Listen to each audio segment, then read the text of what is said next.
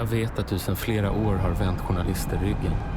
Men jag vill ändå ställa frågan om det skulle vara möjligt att få träffa dig. Quick dömdes för 8 mord. Men han har erkänt säkert ett 20-tal till. Hur är det möjligt att dömas för mord när man inte ens vet att ett mord har begåtts? Vi ska rota lite i det här, förstår du? Vi ska kolla runt lite. Nej. Jo, Nej. jo, för då... Nej. Allt är hittat. Vad är det exakt vi letar efter? Bevisen. Jag vill bara se riktiga bevis. Om du vill komma ut så trycker du på den här. Då kommer vi snabbare än du vill blinka.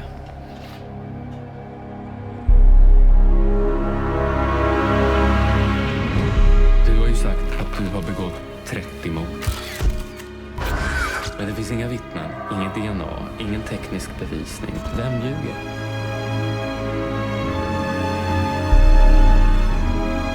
Å andra sidan vill jag inte vara delaktig i mörkläggningen av en rättsskandal. Han är skyldig och de ljuger. Han måste mörda igen. Bevisen mot Bergvall är solida.